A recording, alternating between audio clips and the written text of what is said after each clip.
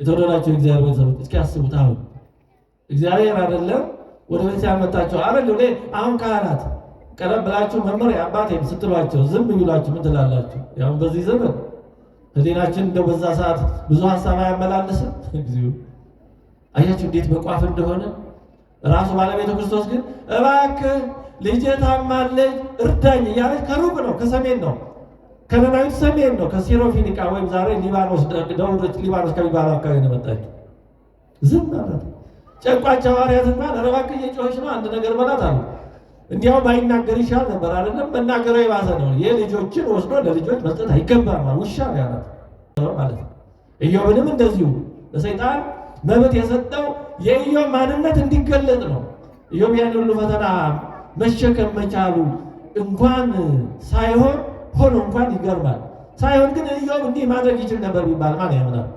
ስለዚህ ፈተናውን በተግባር ተቀብሎ ኢዮብ ማለት ለእግዚአብሔር ያለው ፍቅር ለእግዚአብሔር ያለው ታማኝነት ምንም ቢመጣ ንቅንቅ የማይል መሆኑን በተግባር እንዲገለጥ አደረገው። ስለዚህ ከእግዚአብሔር የሚሆን ፈተና የመግለጥ ነው፣ የማሳየት ነው። ተናከል ይመስለናል፣ ግን አይደለም። ያለ ፈተና ማንም ሰው ወደ እግዚአብሔር መንግሥት አይገባም። ፈተና የሚያጠነክር ነው። አሁን ብረት ለኢኮኖሚ እድገት ለአንድ ሀገር ዋና ምሰሶ ነው የሚባለው ብረት ነው። ድልድይም ቢሰራ መኪናም ቢሰራ ምንም ቢሰራ በብረት ነው በአብዛኛው። ግን ብረት ጥንካሬ የሚኖረው ስራ ላይ ሲሆን ነው፣ ሲሰራበት ነው። አለዛ ብንጥለው አፈር ነው፣ ወደ አፈርነቱ ይመለሳል፣ ይዝጋል፣ አፈር ይሆናል። እኛም ሰውነታችን እንደዛ ነው። ትንሽ ማንቂያ መጎትጎቻ ማበረታቻ ፈተና ከሌለ ቢያንስ ስጋት እንኳን ከሌለ ተዘልለን ከተቀመጥን በቃ በጣም ሰውነታችን ይዝላል፣ ምንም ማድረግ አይችልም። ባለቤቱ የሰማይና የምድር ፈጣሪ ጌታችን አምላካችን መድኃኒታችን ኢየሱስ ክርስቶስ የተናገረው ቃል ነው። በዓለም ሳላችሁ መከራ አለባችሁ ብሎ እውነቱን የነገረን የባለቤቱ ቃል ነው። በዚህ ላይ ተመስርተን እሱ የፈቀደውን ያክል እንማማራለን። መድኃኒታችን ኢየሱስ ክርስቶስ ለደቀ መዛሙርቱ ለሁላችንም እንዲህ ብሎ ነገራቸው። እንግዲህ ይህ ትምህርት መድኃኒታችን ኢየሱስ ክርስቶስ የመጨረሻው ትምህርቱ ነው። ከመስዋዕትነቱ ጋር ተያይዞ ከዚህ ቀጥሎ የሊቀ ካህንነቱን ጸሎት ምዕራፍ 17 ላይ የተጻፈውን ነው የሚያደርገው። ስለዚህ የመጨረሻው ትምህርቱ ነው እና የመጨረሻ ትምህርቱ ጊዜ ደግሞ ያው ማሳረጊያ ነው፣ ማስጠንቀቂያም ነው፣ ምዕዳን ምክርም ነው፣ አቅጣጫ ሰጪ ነው። ሁልጊዜም ትምህርቱ ያው የጌታችን ትምህርት ያው ቢሆንም ደግሞ እንደ ጊዜ ግብሩና እንዳነጋገሩ ደግሞ የሚሰጠው የራሱ አግባብ አለ እና ጌታችን ደቀ መዛሙርቱን ምን አላቸው? በእኔ ሳላችሁ ሰላም እንዲሆንላችሁ ይህን ተናግሬያችኋለሁ። በእኔ ሳላችሁ በእኔ ስትኖሩ ማለት ነው። በእኔ ያምናችሁ እንደ ክርስቲያን ስትመላለሱ ሰላም እንዲሆንላችሁ እውነታውን እነግራችኋለሁ። ምንድን ነው ሰላም የሚያደርግልን? ከእሱ ጋር ስንኖር በሰላም እንድንኖር የሚያደርገን ምንድን ነው ስንል እዛ ቀጥሎ ምን አለ? በዓለም ሳላችሁ መከራ አለባችሁ ነው ያለው። አይ በእኔ አምናችሁ ስትኖሩ ኮሽታ አይገጥማችሁም። ምድር ሁሉ ለእናንተ የተመቻቸ ይሆናል፣ አልጋ ባልጋ ይሆንላችኋል፣ ሰው ሁሉ ይወዳችኋል፣ በዓለም ተመችቷችሁ ደልቷችሁ ትኖራላችሁ አላለም። በዓለም ሳላችሁ መከራ አለባችሁ። እውነቱ ይሄ ነው። እውነቱን ነግሮናል። ግን ከዛ ቀጥሎ ደግሞ የተናገረው ደግሞ አለ። እንዲህ ብሎ አላበቃም። በዓለም ሳላችሁ መከራ አለባችሁ ብሎ አላቆመም። አይዟችሁ አለ፣ እኔ ዓለሙን አሸንፌዋለሁ አለ። ስለዚህ መከራውንም ነግሮናል። ደግሞ የምንታገለው የምንፈተነው በተሸነፈ ዓለም መሆኑንም ነግሮናል። ግን እሱ በመከራ አልፎ እንደሆነ ድል እንዳደረገው እኛም በመስቀል ማለፍ ግዴታችን መሆኑን ደግሞ አልደበቀንም። መድኃኒታችን ክርስቶስ ደቀ መዛሙርቱን ሲያስከትል እውነቱን ነግሮ ነው እንጂ ወደፊት መከራ አስቀምጦ ችግር የለም ኑ እያለ ሰበሰባቸው። ስለዚህ በዓለም ሳላችሁ መከራ አለባችሁ ይላል። እንግዲህ እንደ እግዚአብሔር ፈቃድ የምናየው በዚህ በፈተና ዙሪያ 3 መሰረታዊ ነጥቦችን እናያለን። የመጀመሪያው ጉዳይ ፈተናዎች እንዲኖሩ ለምን እግዚአብሔር ይፈቅዳል? ለምንድን ነው እግዚአብሔር ፈተና የሌለበት ዓለም ያላዘጋጀልን? ይህን ዓለም እሾህ አሜኬላ የበዛበት የተለያየ አይነት ፈተና የሞላበት የፈተና ማዕበል የሚያማካው ያደረገው ለምንድን ነው? እንግዲህ ከብዙ ምክንያቶች የተነሳ ነው። አንደኛው ምክንያት ከነፃ ፈቃድ የተነሳ ነው። እግዚአብሔር ነፃ ፈቃድ የሚባለው ታላቅ ጸጋ ስለሰጠን ከነፃ ፈቃድ የግድ ፈተና ይመጣል። ምን ማለት ነው? እኛ ነፃ ስለሆን የፈለግነውን ማመንም መካድም ማድረግም አለማድረግም ስለምንችል የምናደርገውን ነገር በነፃ ፈቃዳችን ወደን ፈቅደን የምናደርገው ነገር ፈተና ይሆናል። የማናደርገው ነገር ፈተና ሊሆን ይችላል። ማድረግ የሚገባንን ባለማድረጋችን፣ ማድረግ የማይገባንን በማድረጋችን ፈተና ይመጣል። ስለዚህ ከራሳችን ነፃ ፈቃድ የተነሳ ፈተና ይመጣል። ከሌሎች ነፃ ፈቃድ የተነሳ ፈተና ይመጣል። ሌሎች ሰዎች እነዛ ሰዎች ይረባናል ይጠቅመናል ብለው የሚያደርጉት ነገር ለእኛ ፈተና ሊሆን ይችላል። አንዱ የሚወደው ሌላው ላይወደው ይችላል። አንዱ ለእኔ ይጠቅመኛል ብሎ የሚያደርገው ነገር ለሌላው መልካም ላይሆን ይችላል።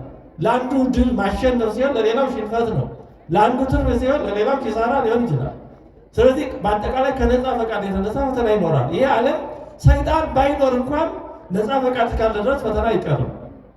ሰይጣንንም እንደምናውቀው ሰይጣን ያደረገው ተፈጥሮ አይደለም። እንደነ ቅዱስ ሚካኤል እንደነ ቅዱስ ገብርኤል ነው። እንደውም በክብር ከነሱ በላይ ነበረ። ግን ነፃ ፈቃዱን አላግባብ ስለተጠቀመ ያው ሰይጣን ሆኗል። ሰውም ነፃ ፈቃድ ካለ ወደ ቀኝም ወደ ግራም መዋልን ይመጣል። ስለዚህ ፈተና የሚኖርበት አንዱ ምክንያት ከነፃ ፈቃድ የተነሳ ነው። እኛ የምናደርገው ለሌላው ፈተና ሊሆን ይችላል። ሌላው የሚያደርገው ለእኛ ፈተና ሊሆን ይችላል። ሌላው የሚናገረው ለእሱ ደስ ሊያሰኘው ይችላል፣ ለእኛ ግን ሊያስቀይመን ይችላል። እኛ የምናደርገው ለእኛ ደስ ሊለን ይችላል፣ ለሌላው ሊያስቀይመን ይችላል። አሁን የእኛ ትምህርታችን የማይስማማቸው ሰዎች አሉ። የእነሱም ትምህርት ደግሞ ለእኛ ይስማማል ነው። እኛ እውነት ነው ብለን የምናምነው፣ በሌሎች ዘንድ ደግሞ ሌላ ነው። በቃ ይሄ አንዱ ፈተና የሚባለው ነገር እንዲኖር የሚያደርገው ነው። ሌላው ፈተና የሚኖርበት ምክንያት የተጠራንበት ጥሪያችን ስለሆነ ነው። እኛ ክርስቲያኖች የተጠራነው ለድሎት ለምቾት አለን። በዚህ ዓለም የተጠራነው መስቀሉን ለመሸከም ነው። ባለቤቱ መድኃኒታችን ክርስቶስ ደቀ መዛሙርቱን ሲጠራ እያስወደደ ነው። ዘይፈቅድ ይትልወን፣ እኔን ሊከተል የሚወድ እኔ እንዳልኩት የሚኖር ማለት የሚወድ ካለ መጀመሪያ ያጥብ ይጥራ እርሶ መጀመሪያ ራሱን ይጥራ። ራሱን ይጥራ ማለት ይሄ ራስን መጥራት በአሉታዊ መልኩ አይደለም። ፈቃዱን ይተው ነው። የራሱ ፈቃድ ትቶ የኔን ፈቃድ ይስማ። የሚጠቅመው እሱ ስለሆነ ነው። የሚጠቅመውን ነው እግዚአብሔር የሚነግረን። አዳምና ሔዋን የራሳቸውን ፈቃድ ተከትለው የገጠማቸው ይታወቃል። ለዚህ ነው በክርስትና የመጀመሪያው ነገር የራስን ፈቃድ ለእግዚአብሔር ፈቃድ ማስገዛት ነው የሚባለው። ለዚህ በእኛ ሀሳብ ከሄድን የእኛ ሀሳብ እኮ ብዙ ጊዜ ታይቶ የት እንደሚያደርስ ታይቷል እና የሚያወጣ እግዚአብሔር ሀሳብ ስለሆነ፣ ስለዚህ ራሱን ይካድ ማለት ይሄ እኔ ያውቃለሁ የሚለውን ይተውና በእኔ ሁሉም በማውቀው በሚጠቅመው ሀሳብ ለመሄድ ይስማማ ነው። ከዛ ደግሞ ወይ ይጨክን፣ ከዛ ወይንሳ መስቀል ሞቱ ወይ ትለውኒ ነው። መስቀሉን ተሸክመ ይከተለኝ። መስቀሉ ማለት መከራ ማለት ነው። ስለዚህ የተጠራነው መስቀሉን ለመሸከም ነው። እኛ የተጠራነው በዚህ ዓለም በሀብት በንብረት ለመበልጸግ አይደለም። ይሄ ኃጢአት ነው ማለት አይደለም። የተጠራንበት ጥሪ ግን አይደለም። የዓለም ጉዞ ነው፣ መንገድ ነው። ሰው እግረ መንገዱን ሲሄድ በመንገድ የወደቀ ዕቃ ሊያገኝ ይችላል፣ ብርም ሊያገኝ ይችላል። እየነገደ በመንገድ ሀብታም ሊሆን ይችላል። ግን የመንገድ የጉዞ ጉዳይ ነው፣ የስንቅ ጉዳይ ነው። በዛ አንኖርበትም። ሰው መንገድ ላይ አይኖርም።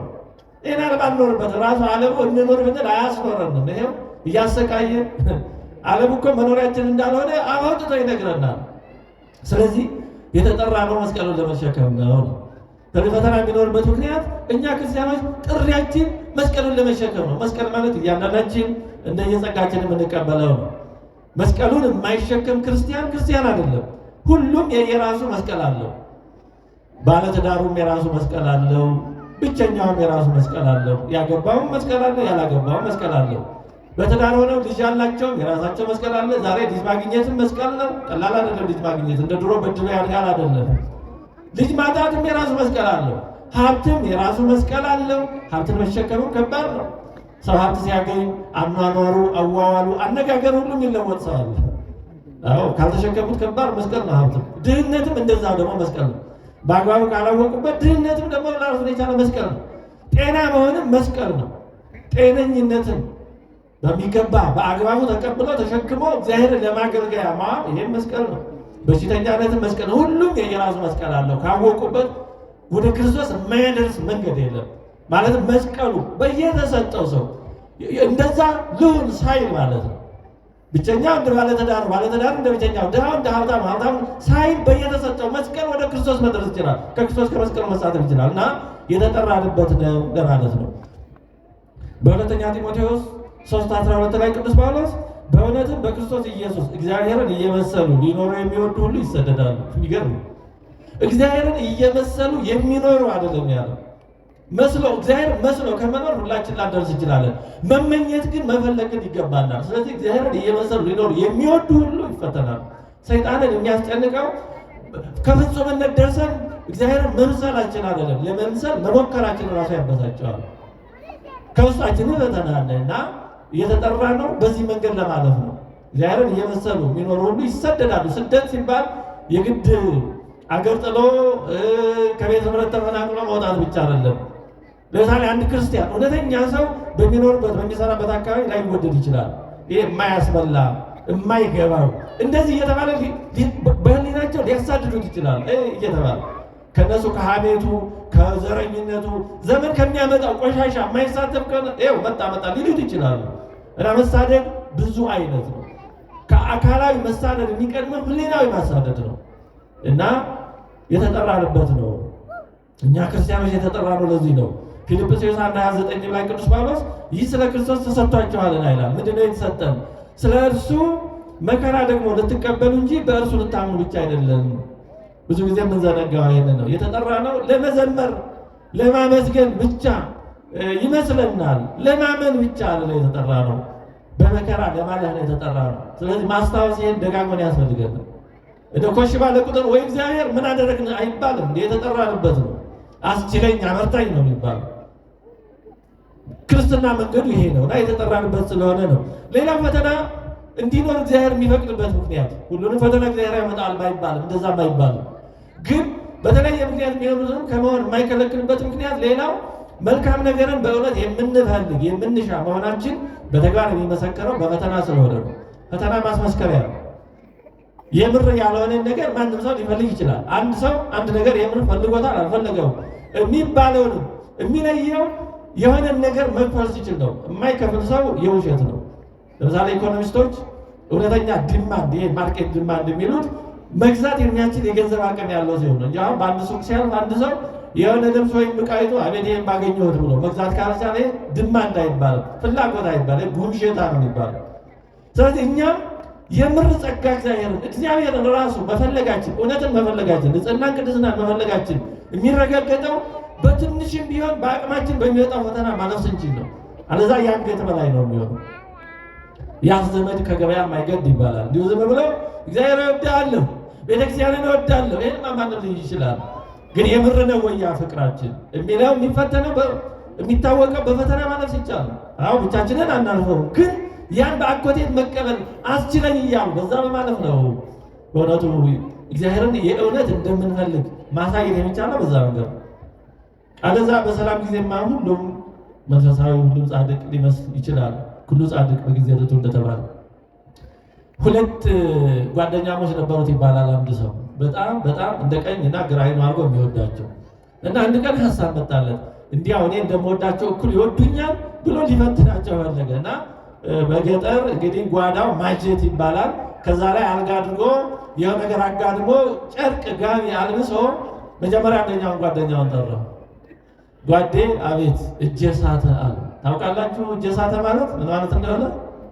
ያው እንግዲህ ከዛ እጀ ሳተማ እንዴት አለ። በቃ እንዲሆነብኝ ሲለው ትንሽ አሰበና አረ እኔ የለሁበትም ብሎ ሙሉ ረሃብ ሄዶ ጠፋ። ከዛ ሁለተኛውን ጠራው፣ ያንኑ ነገረው። ትንሽ አሰበና ያሳዝናል፣ ባይሆን ጥሩ ነበር ግን ሰው አይተዋል አላየህም ማለት ኧረ አላየኝም ገና ላንተ መንገሬ ነው አለ። ችግር የለም እና እንግባና ጉድጓድ እንማስ እንቆፍራለን። ከዛ መቆፈር ትንሽ እንደጀመረ ገለጥ አድርጎ ሲያሳየው ሙክት አርዶ አጋድሞ ኖሯል። ስለዚህ አንተ ነህ እውነተኛው ወዳጅ፣ የጭንቁ ቀን አንተ ነህ፣ ያኛው የሰላም ጊዜ ወዳጅ ብቻ ኖሯል ብሎ እንደ አርጎ ፈትኖ ለይቷቸዋል ይባላል። እና ፈተና እውነት እግዚአብሔርን መከተላችን እኔ መንፈሳዊ እንዲህ የምንለው ነገር የምር መሆን አለመሆኑ የሚጣራበት ነው። ማጣሪያ ነው። ያለ ማጣሪያ ተለይቶ ሊታወቅ አይችልም። ስለዚህ ፈተና የእውነተኞችና የሐሰተኞች መለኪያ ነው፣ መመዘኛ ነው፣ ወንፊት ነው፣ ማጣሪያ ነው። እና ስለዚህ ምክንያት ነው ዘዳግም 8:2 ላይ እግዚአብሔር እንዲህ ይላል፣ አምላክ እግዚአብሔር ይፈትንህ ዘንድ በልብህም ያለውን ትእዛዙን ትጠብቅ ወይም አትጠብቅ እንደሆነ ያውቅ ዘንድ ሊያስጨንቅህ በእነዚህ በ40 ዓመታት በምድረ በዳ የመራህን መንገድ ሁሉ አስብ ይላል። አሁን እግዚአብሔር ትእዛዙን ይጠብቁ እንደሆነና እንዳልሆነ ገና አይቶ ፈትኖ የሚያውቀው ነው አይደለም። ግን እንዲህ ነው መንገዱ፣ በተግባር መገለጥ አለበት። እግዚአብሔር ምን እንደምናደርግ ስለሚያውቅ ገና አስቀድሞ በማወቁ ሳናደርገው የሚቀጣም ሆነ የሚሸልም አይደለም፣ በተግባር መገለጥ አለበት እና ፈተና ይሄ በውስጣችን ያለው ምንነት የሚገለጥበት መንገድ ነው። እግዚአብሔር ድነታችንን የፈጸመው በተግባር መከራ ተቀብሎ ነው። መድኃኒታችን ኢየሱስ ክርስቶስ ለስም አጠራሩ ክብር ምስጋና ይግባውና ፍቅሩን በቃል አይደለም የገለጸው። ሰው ሆኖ በዚህ ምድር ተመላልሶ ወደ ግብፅ ተሰዶ ያን ሁሉ መከራ ተቀብሎ ኀፍረተ ምራቅን ተቀብሎ በጥፊ ተመትቶ ስንቱን እንነግረዋለን። እውነቱ እርኩስ ምራቃቸውን ትፍ ተብሎበት በመስቀል ላይ ጎኑ ተወግቶ እጆቹ እግሮቹ ተሸንክረው ወደ መቃብር ወርዶ በመቃብር ውስጥ 3 ቀን 3 ሌሊት ቆይቶ በመነሳት በተግባር ነው ፍቅሩን የገለጠው። እኛም ደግሞ እሱ እንደተቀበለ መከራ መቀበል ባንችልም ይሄ የታወቀ ነው። ግን እንደ አቅማችን ትንሽም ብትሆን ለእሱ ያለንን ፍቅር እሱ ባወቀ በምንችላት ትንሽ ፈተና እንድናልፍ ይፈልጋል፣ እግዚአብሔር ይፈልጋል። ታላቁ አባ እንጦንስ ብዙ ፈተና ሰይጣን በሐሳብ በመሳሰለው ፈተነው፣ በእግዚአብሔር ቸርነት እየተጋደለ አለፈ። ኋላ ሰይጣን አማራጭ ሲያጣ ወታደር መስሎ ደህና ዱላ ይዞ መጥቶ ደበደበው። ሰይጣን እንኳን ደብድቦ በሕልምና በሆነ ነገር እንኳን ሲያስደነግጥ ምን ያህል ያስጨንቃል። በጣም አገላብጦ ደበደበው። በጣም ተጎዳ አባ እንጦንስ። ከዛ በኋላ እያለ ወድቆ ሳለ እግዚአብሔር እሱ በሚያውቀው በሚገለጥበት መንገድ በብርሃናዊ ሁኔታ ተገለጠለት እና አባ እንጦንስ ምን አለ? አይ ብርሃናዊ ሆይ አሁን ነው የምትመጣው? ቅድም የት ነበርክ? እንደዛ እያገላበጠ ሲደበድበኝ ያን ያደርስልኝም ነበር አለ። አይ አብሬ ነበርኩኝ፣ ግን አንተ ስለ እኔ ብለህ የሰይጣንን ፈተና ምት ስለ እኔ ፍቅር ብለህ ስትቀበል እያየው በአንተ ደስ እየተሰኘው ነበር።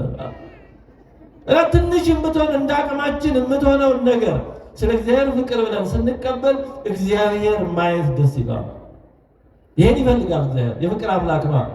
አሁን ወላጆች የሆናችሁ ልጆቻችሁ የሆነ ነገር ከእናንተ ከሰጣችኋቸው ቀንሰው ወይ ሳንቲም ገንዘብ ስጡኝ ብለው የሆነ የስጦታ ነገር ገዝተው ያመጡላችሁ ደስ አይላችሁ? አይ ከየት ያመጣኸው ነው ከኔ የወሰድከው አይደለም ትላላችሁ።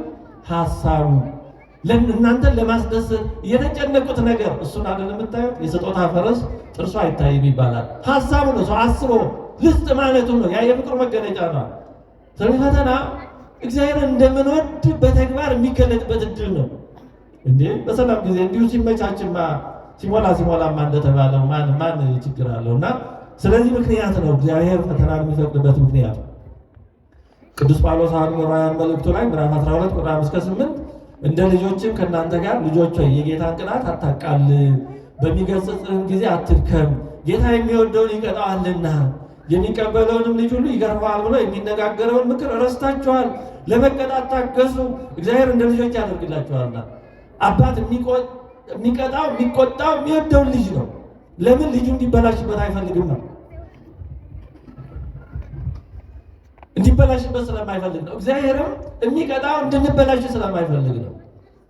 ቅጣት እርማት ነው። ቀኖና በነገራችን ላይ በቤተክርስቲያን ቀኖና የሚሰጠው ለማረም ነው። ቀኖና ቅጣት አይደለም። የኃጢአት ቅጣቱማ ደመወዙ ሞት ነው፣ ማረሚያ ነው። የተጣመመውን ማስተካከያ ነው። ስንታመም ወደ ሐኪም ቤት ሄደን መድኃኒት የምንወስደው እኔ ልብሳችንን ዝቅ አድርገን መርፌ የምንወጋው ለምንድን ነው? እንዴ በሽታ ሆኖ ከበሽታው ለመዳን አይደለም? ቀኖናም እንደዛ ነው። እግዚአብሔርም በሱ የሚሆኑ ነገሮች ሁሉ እንደ ቀኖና ናቸው፣ እርምት ናቸው፣ ሕክምና መድኃኒት ናቸው። እንደ ልጆች ስለሚያስፈልገን ነው እግዚአብሔር የሚያደርገው። ሌላው ፈተና እግዚአብሔር የሚፈቅድበት ምክንያት እውነተኞች ከግብዞች ከአስመሳዮች ተለይተው የሚታወቁበት መንገድ ስለሆነ ነው። አሁን ካነሳሁት ጋር ተመሳሳይ ነው። ቅዱስ ጳውሎስ በአንደኛ ቆሮንቶስ ምዕራፍ 11 ቁጥር 19 ላይ ይህንን በግልጽ የሚያሳይ አንድ ነገር ተናግሯል። ምን አለ? በእናንተ ዘንድ የተፈተኑት እንዲገለጡ በመካከላችሁ ወገኖች ደግሞ ሊሆኑ ግድ ነውና ይላል። እዚህ ላይ አማርኛው ትርጉም ያው ጥንቱ የተጻፈው በግሪክ ነው። እኔ አማርኛው ትርጉም ትንሽ ብዥ ይላል። እንዴት ከተሻለ እንግሊዝኛው እንዲህ ይላል፣ for there must be also heresies among you that the which are approved may be made manifest among you ይላል። ማለት ከእናንተ መካከል ተፈትነው የሚያልፉት ይገለጹ ዘንድ ኑፋቄዎች ይነሳሉ ነው። በእውነት ያመኑትና የካዱት ወይም ሃይማኖታቸውን በዚህ ፈተና መካከል አጽንተው የሚይዙትና አጋጣሚው ሲገኝ የሚክዱት የሚለዩት በፈተና ነው። ስለዚህ በቤተ ክርስቲያን መካከል የሚጠራጠሩ የሚያጠራጥሩ የማይሆን ነገር የሚያነሱ መናፍቃን መነሳታቸው አይቀርም ነው። ቁርጡን ወቁ ነው። ስለዚህ እውነተኛ ሃይማኖተኝነት የሚገለጠው እንዲህ ባሉ ኑፋቄዎች ሲነሱ ጸንቶ በመቆም ነው። ቅዱሳን መላእክት የሆኑት ዲያብሎስ ባነሳው ጥርጥር ያን ፈተና ያለፉ ናቸው። እንደ ዲያብሎስ የካዱ አብረው የሆነ አይሆን ያሉ ዝምም ያሉ ያው ሁሉም ወድቀዋል። እንደ ቅዱስ ገብርኤል አምላካችንን እስክናውቀው ድረስ ጸንተን በሃይማኖታችን እንቁም ያሉት ናቸው የጸኑት። ስለዚህ የግድ ለማለፍ እንዲህ ያሉ ነገሮች ይኖራሉ። ፈተና የሌለበት በቤተክርስቲያን ውስጥ ምንም አይነት ኑፋቄ ችግር የማይነሳበት አይነት ሁኔታ አልፈጠረም። እንዲህ ባለ ሁኔታ ነው የምናልፈው። ታላላቅ የእግዚአብሔር ወዳጆች የታወቁት የተገለጡት በዚህ መከራ ነው። ነቢያት ቢባል ጻድቃን ሰማዕታት ቢባል በዚህ መከራ ያለፉ ናቸው። በመከራው ነጥረው የወጡ ናቸው። መከራው ነው ለይቶ ያስተዋወቀን ያሳወቀን እንጂ መከራ ባይኖር እነ ቅዱስ ጊዮርጊስን ከየት እናገኛቸው ነበር? ሌሎችን ጻድቃን ሰማዕታት ሁሉ አበውን ከየት እናገኛቸው ነበር? ነቢያትን ሁሉ አናገኛቸው ነበር። እግዚአብሔር ያውቃቸዋል። እኛ ግን ለይተን ያወቅናቸው በመከራ በፈተና በማለፋቸው ነው። ሌላው ፈተና የእርሱን እርዳታ ቅርብነት በተግባር እንድንማር እንድናውቅ ነው እግዚአብሔር የሚፈቅደው። የተወደዳቸው እግዚአብሔር ቤተሰቦች በእኛ የደረሰች ትንሽም ቢሆን ፈተና ኑራ የእግዚአብሔርን እርዳታ በተግባር ካልቀመሰን እስከዛ ጊዜ ድረስ ስለ እግዚአብሔር ቸርነት የሚኖረን እውቀት በአብዛኛው መጽሐፋዊ ነው። በመጽሐፍ የሰማነው በሰዎች ያየነውን ነው የምናውቀው። እግዚአብሔርን ወደኛ አቅርቦ እንድንቀምሰው የሚያደርገው ግን ፈተና ነው። ለምሳሌ ቅዱስ ጳውሎስ ምን ይላል? ሁለተኛ ቆሮንቶስ 1:8-10 ላይ በእስያ ስለደረሰብን መከራችን ወንድሞች ሆይ ታውቁ ዘንድ እንወዳለንና ስለ ሕይወታችን እንኳ ተስፋ እስክንቆርጥ ድረስ ከአቅማችን በላይ ያለ ልክ ከብዶብን ነበር። ቅዱስ ጳውሎስ ለሕይወታችን ተስፋ እስክንቆርጥ ድረስ ከአቅማችን በላይ ከብዶብን ነበር ይላል። ሰው እንደዛ ይሰማል። እግዚአብሔር ከአቅም በላይ ፈተና ስለሚያመጣ አይደለም፣ ግን ሰዎች ነና። ኤልያስ ዘከማነሰብ ቅዱሳን ሁሉ እንደኛ ነው መከራው ተሰምቷቸው ያለፉት እንጂ መከራው ምንም ሳይሰማቸው እንደ ድንጋይ እንደ እንጨት ምንም መከራው ሳይሰማቸዋል። እንደዛማ ቢሆን ምን ያስከብራቸዋል? ምን አደረጉ ተብለው ክብር ያገኛሉ? እየተሰማቸው እንደኛ የሚራብ የሚጠማ በመከራ የሚሰቀቅ ሰውነት እያለ ግን ስለ እግዚአብሔር ፍቅር ብለው ያላለሙት ከክርስቶስ ፍቅር የተነሳ ያ መከራ ታገሱት። ስለዚህ ከአቅማችን በላይ ያለ ልክ ከብዶብን ነበር። አሁን ሙታንን በሚያነሳ በእግዚአብሔር እንጂ በራሳችን እንዳንታመን እኛ ራሳችን የሞትን ፍርድ በውስጣችን ሰምተን ነበር። እርሱ ይህን ከሚያህል ሞት አዳነን ያድነንማል።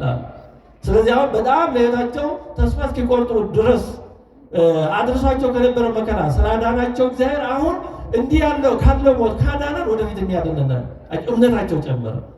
ስለዚህ ፈተና እምነታችን እንዲጨምር ያደርገናል። እንዴ ወደፊት ሌላ ፈተና ቢገጥመን እግዚአብሔር እንዲህ ካለው ፈተና እንኳን አውጥቶኝ የለም እንዴ እንላለን። አሁን ሌላ ጥቅስ ፍለጋ ብቻ አንሄድም። ታሪክ ብቻ ለሚያስተምረን እግዚአብሔር በእኛ ሕይወት ያደረገ ያስተምረናል። እንዴ እግዚአብሔር በዚህ ጊዜ ደርሶልኛል እንላለን። ስለዚህ ፈተና በሩቅ ያለው እንደው በታሪክ የምናውቀው ወደ ውስጥ ማስገቢያ ነው። እግዚአብሔርን በተጨባጭ የምንቀምሰው የምናሸተው የምናየው በፈተና ማለት ይቻላል። እግዚአብሔር የሚገለጠው በዛ መንገድ ነው።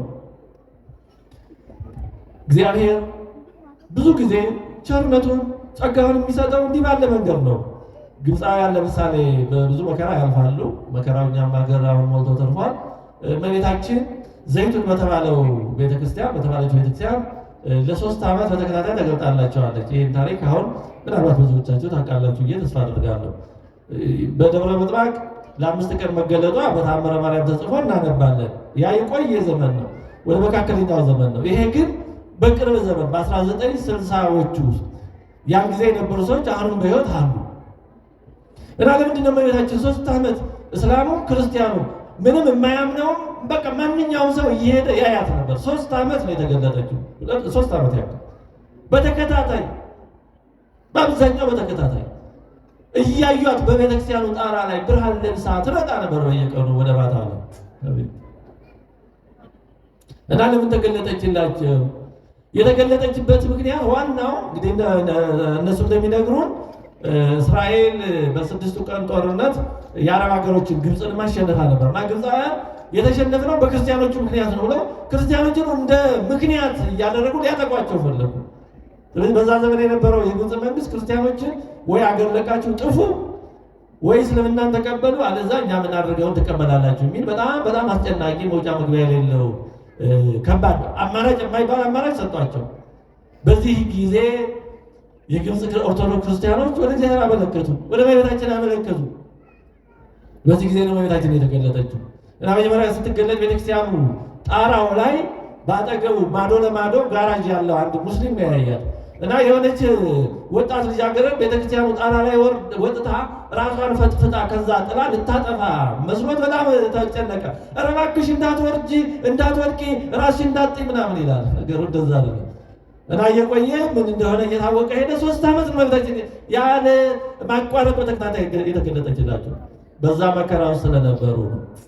እመቤታችን በእውነቱ ለእኛም ትድረስልን ነው እና ሁልጊዜ የሆነ ጸጋ እግዚአብሔር ከሆነ ፈተና በኋላ ነው የሚመጣው። እንደዛ ነው እግዚአብሔር አሰራር። ቅርብነቱን የምናውቀው አብሮነቱን የምናውቀው እንዲህ ባለ ሂደት ስለሆነ ነው። ስለዚህ ፈተናዎች የጸጋ ዋዜማ ናቸው፣ የጸጋ መግቢያ በሮች ናቸው። ክብርና ጸጋ የሚገኘው በፈተና ላለፉ ነው። ያዕቆብ 1:12 ላይ በፈተና የሚጸና ሰው የተባረከ ነው፣ ከተፈተነ በኋላ ለሚወዱት ተስፋ ስለ እርሱ የሰጣቸውን የሕይወትን አክሊል ይቀበላልና ይላል። በፈተና የጸና ነው የሕይወትን አክሊል የሚቀበለው። ታላቁ አባ እንጦንስ ምን ብሏል? ፈተናን ያልቀመሰ ሰው ወደ እግዚአብሔር መንግሥት ሊገባ አይችልም። ያለ ፈተና ማንም ሰው ሊድን አይቻለውም ብሏል። አሁን እኛ ፈተና መሰናከል ይመስለናል፣ ግን አይደለም። ያለ ፈተና ማንም ሰው ወደ እግዚአብሔር መንግሥት አይገባም። ፈተና የሚያጠነክር ነው። አሁን ብረት ለኢኮኖሚ እድገት ለአንድ ሀገር ዋና ምሰሶ ነው የሚባለው ብረት ነው።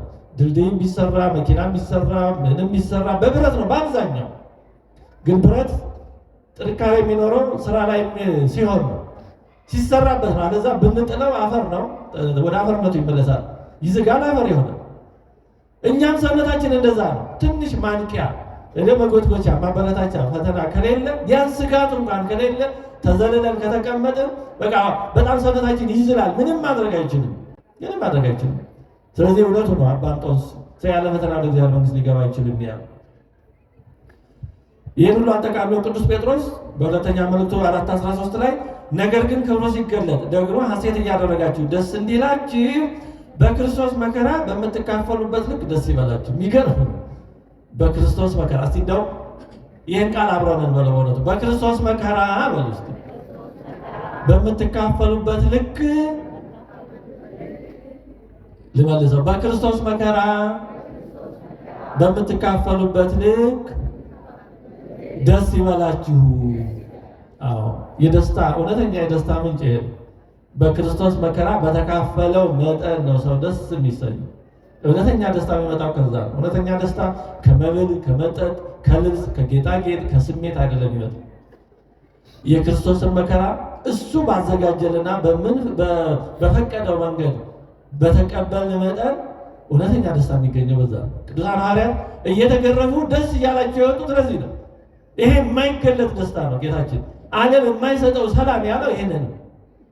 በምንም ነገር የማይወሰድ ደስታ ይሄ ነው። ሌላው ይወሰዳል። በመብል የመጣ በረሃብ ይወሰዳል። በሌላም እንደዚሁ በሰው የሚመጣ በዛ በሰው ይወሰዳል። በመጣበት ይሄዳል። ከክርስቶስ መከራ በመካፈል የሚመጣ ግን ምንም አይወስደውም። እና እግዚአብሔር መከራን የሚፈቅደው ስለዚህና ስለመሳሰሉት ምክንያቶች ነው። አንደኛውን ጉዳይ አየን። ሁለተኛውና ሶስተኛውን ማጠራጠር አድርገን እናያለን። ሁለተኛ ፈተና ከየት ይመጣል? ከየት ነው የሚመጣው ፈተና? አንዱ ፈተና የሚመጣው ከራሳችን ነው። መግቢያው ላይ እንዳየነው ትልቁ እንደውም ዋና ፈተና የሚመጣው ከራሳችን ነው። ሰው ከራሱ ያለው ፈተና ካለፈ ከሌላ የሚመጣው ፈተና አያስቸግረው። ትልቁ ፈተና ራሳችን። ሰው ራሱ ከጠነከረ ራሱ ከእግዚአብሔር ጋር ከኖረ እኔም እዛ በኋላ የሚመጣው እዳው ገብስ ነው የሚባለው አይነት ነው። ግን ትልቁ ራስን ማሸነፍ ነው። በተለይ ፍላጎት የሚባለው ይሄን ሰው ማሸነፍ ከቻለ ምን ፈተና ይመግረው?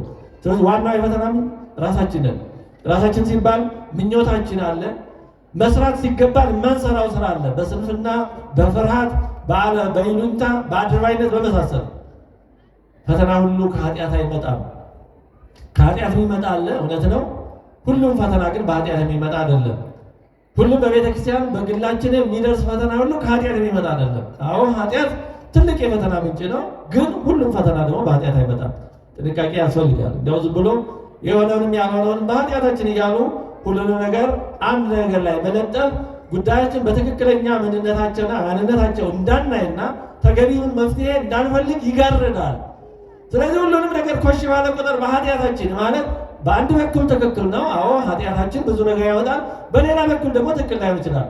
ምክንያቱም መስራት የሚገባን ካልሰራንም ፈተና ይመጣል። አበው ምን ይላሉ? ቀድሞ የሚሰራ ሰው ከአንድ ሰይጣን ጋር ይጋደላል፣ ይታገላል ይላል። ቀድሞ የማይሰራ ሰነፍ ሰው ግን ከሺህ ሰይጣን ጋር ይጋደላል፣ ይታገላል። ቀድመን ካልሰራን ሌሎች የሚሰሩትን መቀበል ግዴታ ውስጥ እንገባለን። ስለዚህ በስንፍና ተዘልለን ተቀምጠን የሌለ ጥቅስ እየጠቀስን እግዚአብሔር አለ እሱ ያውቃል ቤተክርስቲያን እሱ ይጠብቃል የሚሉ ክርስቲያናዊ የሚመስሉ ግን ያልሆኑ ጥቅሶችን እየጠቀስን ተዘልለን ከተቀመጥ የሚመጣውን መቀበል ግዴታ ውስጥ እንገባለን። ስለዚህ እንዲህ ያለ ሲመጣ በስንፍናችን ነው ብሎ እውቅና መስጠት ያስፈልጋል እንጂ እንዲያው ዝም ብሎ ሁሉ ነገር በኃጢአታችን እያሉ አንድ ቅርጫት ውስጥ መክተት ስህተት ሊሆን ይችላል። እንዴ ታላላቅ አባቶቻችን እናቶቻችን የተፈተኑት እኮ በኃጢአታቸው ምክንያት ብቻ ነው። በመጀመሪያው 300 ዓመት እስከ ቆስጠንጢኖስ ድረስ ክርስቲያኖች እንደ ጎመን የተቀረደዱት እንደ ሽንኩርት የተላጡት መጫወቻ የሆኑት በኃጢአታቸው ነው። ቅዱስ እስጢፋኖስ በድንጋይ የተወገረው በኃጢአቱ ነው። ሌሎቹ ቅዱሳን ሐዋርያት እንደ ቅዱስ ጴጥሮስ፣ ቅዱስ ጳውሎስ አንዱ ቁልቁሊት የተሰቀለው ሌላኛው ደግሞ አንገቱ የተሰየመው በኃጢአታቸው ነው እንዴ። ስለዚህ ፈተና ሁሉ የኃጢአት ውጤት አይደለም እና ይህን መጠንቀቅ ያስፈልጋል። እነሱን ለመናገር ትልቁ አንዱ ፈተናችን በግምት የሚደረጉ ንግግሮች ናቸው እና ደግሞ እንዳለው ወንጌላዩ ከዓለም ስለሆኑ ዓለም ይሰማቸዋል ይላል። ይመስላሉ በጣም የሚመስሉ ወርቅ የሚመስሉ ነገሮች አሉ። ፓይራይት ይሉታል መሰለኝ እነዚህ የማዕድን ባለሙያ ወርቅ ይመስላል አንድ ነገር ልሳሳት ይችላል። ፓይራይት መሰለኝ የሚሉ ከመሬት ሲያወጡት በቃ እንደ ወርቅ ነው መልኩ ምኑ ይሄ ወርቅ የሚመስል ነው። በጣም ያንጸባርቃል እንደዚህ ግን በጣም በኋላ ሲታታይ በጣም ተራ ነገር ነው። በቀላሉ ለሳት የሚቃጠል ነው። ዋጋው እዚህ ግባ የሚባል አይደለም እና እንደዚህ እንደ ወርቅ የሚመስሉ ነገሮች አሉ ሲነገሩ የሚመስሉ እና ካሉ ከሚያሳሱ ነገሮች መጠበቅ ያስፈልጋል። ህይወት ውስብስብ ነው። በአንድ ነገር ብቻ የሚገለጽ አይደለም። ሊኒያራይዚንግ ዘ ኮምፕሌክስ ወርልድ ይሉታል። ውስብስብ የሆነውን ብዙ ቫሪያብል ያለውን ዓለም በአንድ ሊኒየር ኢኩዌሽን በአንድ ቫሪያብል ብቻ ለመግለጽ መሞከር በጣም አሳሳች ነው፣ አደገኛ ነው እና የፈተና ምንጭ አንዱ ራሳችን ነው። ከራሳችን ከኃጢአትም ሊሆን ይችላል፣ ከስንፍናም ሊሆን ይችላል፣ ከመሳሰሉት ይመጣሉ። ብዙ ነገሮችን አያያዙን ካለማወቅ የሚመጡ ፈተናዎች አሉ። ወደዛ ዝርዝር አንገባም። ሌላው ከቅርብ ሰዎቻችን ነው ፈተና የሚመጣው። ለእኛ ያሰቡ ከሚመስሉ ሰዎች ፈተና ይመጣል። ቅዱስ ጴጥሮስ ጌታችንን አትሙት እንዳለው እና በዚህ ጊዜ ጌታችን ምን አለው ጴጥሮስን? ሁሉም ድሮ የሰይጣን አንተ ሰይጣን ከኔ ወግድ ብሎታል። ሀሳቡ ነው ቀድሞ ብዙ ያለውን አሁን ሰይጣን ብሎታል። ሰው እንደዚህ ነው ይተናወን ሰል ለተልደቱ ከለተሞቱ እንደተባለው ሰው ከልደቱ እስከ ሞቱ ሲወጣ ሲወርድ ነው የሚኖረው። አንዴ ቅዱስ ሲሆን አንዴ ደግሞ ሲወርድ እንዲህ ነው ሰው። ቅዱሳን አባቶቻችን እንደ ሰው ነው የኖሩት። ቅዱስ ጴጥሮስ ብፁዕ ተብሏል፣ ተመስግኗል፣ ደግሞ ሰይጣን ተብሏል። እንደ ጊዜ ግብሩ ይላሉ አበው። ቅዱሳን ብለን የምናከብራቸው እንዲያው ዝም ብለው ሁል ጊዜ ቀጥ ብለው የሄዱ ላይሆኑ ይችላሉ። አዎ ዳዊትን ያክል ሰው 3 ጊዜ አይድረስ ነው። ከባድ ድቀት ገጥሞታል። ዳዊትን ያክል ሰው 3 አይነት ኃጢአት አይድረስ ነው። ቅዱስ ጴጥሮስ 3 ጊዜ ክደዋል። አይድረስ ነው። ሰው እንዲህ ነው የኖሩት እንጂ ሁሉም ከናልባ ምንም ኃጢአት ያልነካቸው ሆኖ አልኖሩም እና ከቅርብ ሰዎቻችን ፈተና ይመጣል። ጌታችን እንዳለ ለሰው ቤተሰቦቹ የቅርብ ሰዎቹ ጠላቶቹ ይሆኑበታል እንዳለ ማቴዎስ 10:36-37 ላይ። ስለዚህ ነው ከኔ ይልቅ አባቱ እናቱን የሚወድ ለኔ ሊሆን አይችልም ያለው። አይ ትጎዳብኛለህ፣ ትጎጂብኛለሽ በማለት ከእግዚአብሔር ሊለዩን ይችላሉ። ወላጆች ልጆቻቸውን እራት ጾሙ፣ ትራባላችሁ፣ ትከሳላችሁ፣ በትምህርታችሁ ትጎዳላችሁ እንዲህ እያሉ ልጆቻቸው እንዳይጾሙ የሚያስቸግሩ ወላጆች ይኖራሉ። አንዱ ሲባል እንሰማለን። 30 ደቂቅን ማስታወስ ነው። 30 ደቂቅ በጥሬ እየተማሩ ነው። በዛን ዘመን ከነበሩት ሁሉ ከቤተ መንግስት የሚመጣውን ምግብ በልተው ጠጥተው ከተማሩት የበለጠ አስተዋዮች የሆኑት 30 ደቂቅ ናቸው። በጥሬ ነው የጾሙት እየተማሩት። ይገርማል። በእውነቱ ሲሉት ቀላል ነው። 3 ዓመት የዩኒቨርሲቲ ትምህርትን በጥሬ ነው የጾሙት እየተማሩት። አዎ ሲያወሩት ቀላል ነው። አፍ ምን አቀበት አለበት? 3 ዓመት በባዕድ ሀገር ግን ከሁሉም በላይ አስተዋዮች ጥበበኞች የሆኑ ነው የተገኙት እነሱ ናቸው። ስለዚህ ጾም አይደለም አይምሮን የሚያደክመው። እንደውም አዎ በአግባቡ ካልሆነ ሲበዛ ምግብም አይምሮን ያደክማል። የሆነቱ አሁን መሬት ዝናብ ሲበዛባት እህሉ አያፈራም፣ አያድግም፣ ይቀጭጫል። ሰውነታችን እንደዛ ነው። ምግብ በማለት ከበዙ ሰውነታችን ይበላሻል፣ ይማግጣል፣ ይበላሻል ነው እና ዞሮ ዞሮ ከቅርብ ሰዎቻችን እናስብላቸዋለን ከሚሉ ፈተና ሊመጣ ይችላል። ለእኛ ያሰበው ምስል ከእግዚአብሔር ሊለዩን ይችላሉ። ሌላው ፈተና የሚመጣው ከሰይጣን ነው። እንደሚታወቀው ሰይጣን ፈታኝ ነው። መቼም ሁሉም ነገር ለሰይጣን አይሰጥም። ሰይጣንም ግን ቀላል አይደለም። በነገሮች ሁሉ እየገባ በዛ እጁን እየከተተ ሊፈትነን ይፈልጋል። ስለዚህ ሰይጣን ዋና የፈተና ምንጭ ነው። ሁሉ ነገር በእሱ ባይሳበብም ሉቃስ 22:31-32 ላይ ጌታም ስምዖን ሆይ እነሆ ሰይጣን እንደ ስንዴ ሊያበጥራችሁ ለመነ ይላል። ስለዚህ ሊያበጥረን ይለምናል። እግዚአብሔር ከአቅማችን በላይ አያሰናብተው።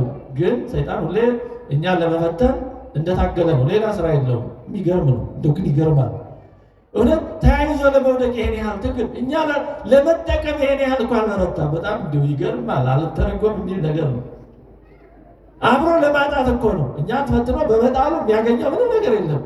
ግን አብሮ ለመውደቅ ምቀኝነት በጣም ይገርማል። ክፋት ኃይሉ ኔጌቲቭ ኢነርጂ በጣም ምን ያህል ኃይለኛ እንደሆነ ሰይጣን ነው የሚታይ።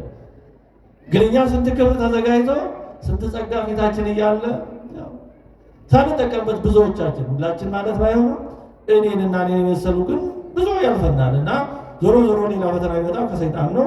ጌታችንን ሊፈትን የደፈረ ነው ሰይጣን። ስለዚህ ሰይጣን አንዱና ዋና የፈተና ምንጭ ነው። ብቸኛ የፈተና ምንጭ ግን አይደለም። ሌላው ፈተና የሚመጣው ከእግዚአብሔር ነው። ግን ይሄ ጥንቃቄ ይፈልጋል። እግዚአብሔር አይፈትንም። አዎ፣ ግን እሱ ባወቀ ውስጣቸው ለእኛ እንዲገለጥ የሚፈልጋቸውን አገልጋዮችን ደግሞ በፈተና እንዲያልፉ ያደርጋቸዋል። አሁን አስተማሪ ተማሪዎችን የሚፈትነው ለመጣል አይደለም። ጎበኞቹ ተማሪዎች ጥሩ ውጤት አምጥተው ማንነታቸውን ገልጠው አስመስክረው ወደ ቀጣይ ደረጃ እንዲያልፉ ነው። ስለዚህ እግዚአብሔርም ፈተናውን እንደሚያልፉ የሚያውቃቸውን አገልጋዮቹ ያ ማንነታቸው ተሰውሮ እንዳይቀር እንዲፈተኑ ይፈቅዳል። አብርሃምን እግዚአብሔር ፈተነው ነው የሚለው። በሱርስቱ የአራማይክ ወይም የሶርያ ቋንቋ አዋቂዎች እንደሚሉት እግዚአብሔር አብርሃምን ገለጠው ነው የሚለው ይላል። መግለጥ ነው፣ እንዲያስመሰክር ማድረግ ነው። ምክንያቱም አብርሃምን ልጅህን ሰዋልኝ ባይለው ኖሮ እግዚአብሔር አብርሃም ምን እንደሆነ ያውቀዋል። እግዚአብሔር አብርሃም ለእርሱ በእግዚአብሔር ያለው ፍቅር ከአንድ ልጁ ጋር የማይነጻጸር ፍጹም እንደሆነ ያውቀዋል። አንድ ልጁንም ከእግዚአብሔር እንደማያስቀድመው እግዚአብሔር ያውቃል። እኛ ግን እንዴት እናውቅ ነበር? ሳይሆን ቢነገረን ማን ያምናል? ኧረ እንደው ምንስ ያህል ቢወደው አንድ ልጁን ለመሰዋት እስኪደርስ ድረስ ይወደዋል ኧረ ልንል እንችል ነበር። እንዲህ እንዳንል እርግጡን እንድናውቅ በፈተና እንዲያልፍ አደረገው። ስለዚህ እግዚአብሔር አብርሃምን መፈተኑ በአብርሃም ውስጥ ያለው ፍቅር ምን እንደሆነ በተግባር እንዲገለጥ ማድረጊያ መንገድ ነው። ስለዚህ እግዚአብሔር ፈተና የሚያመጣው እንደምናልፈው እርግጠኛ ሲሆን ማለት የምናልፈው ፈተና ሲሆን ነው ማለት ነው። ኢዮብንም እንደዚሁ ለሰይጣን መብት የሰጠው የኢዮብ ማንነት እንዲገለጥ ነው። ኢዮብ ያን ሁሉ ፈተና መሸከም መቻሉ እንኳን ሳይሆን ሆኖ እንኳን ይገርማል። ሳይሆን ግን ኢዮብ እንዲህ ማድረግ ይችል ነበር ቢባል ማን ያምናል?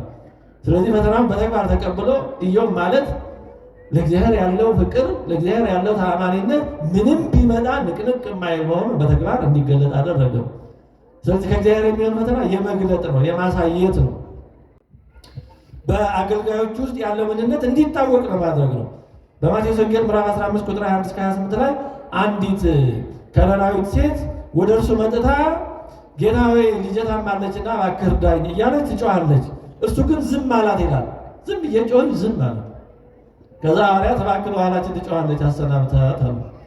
በዚህ ጊዜ ጌታችን የልጆችን እንጀራ አንስቶ ለቡችሎች ለውሾች መስጠት አይገባም አለ። በዚህ ጊዜ አሁን እሷ ሴት አልተመለሰችም፣ አልተበሳጨችም።